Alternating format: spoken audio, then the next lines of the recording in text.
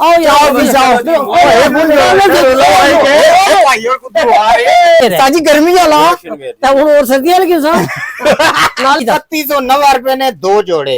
एक नी कीमत विच दो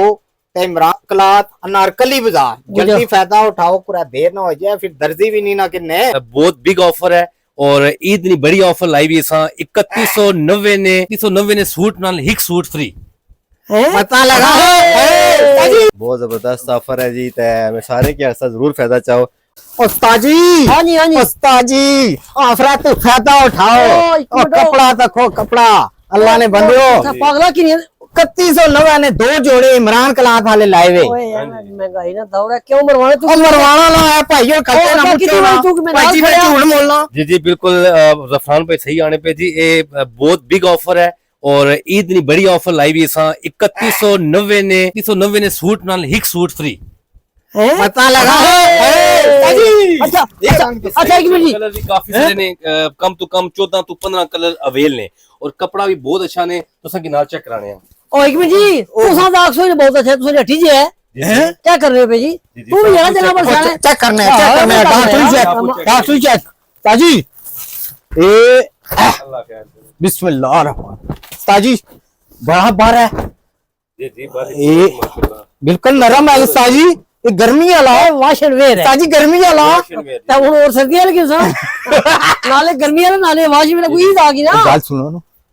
चार चार जोड़े चाहिए किन्ने आने मौका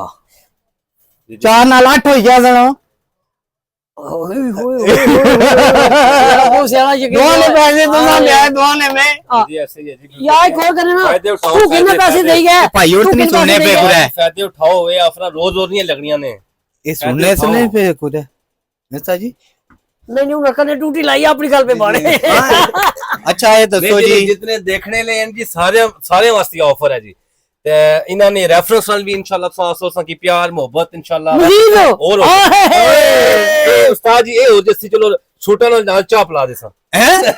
ये भी बड़ी गल है ना जी चाह के सस्ती आ 3200 नाल एक सूट जेड़ा फ्री होसी नाल चाह भी फ्री अच्छा ये तो ऑफर कदू तक है सर जी ऑफर हाले चूंकि कल परसों ही लगी सी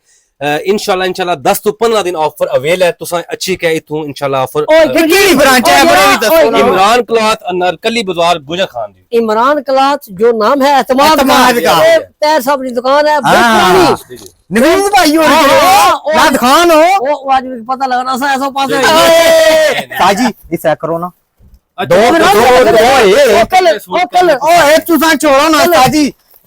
ये माल पैक ये भी ओ ताजी ओ यार क्या कर रहे दे ना अच्छी पैसा ए ले सारे हो गए जी भाई जी ठीक है जी मेहरबानी अल्लाह ने वाला है नहीं चलो आओ यार भी जाओ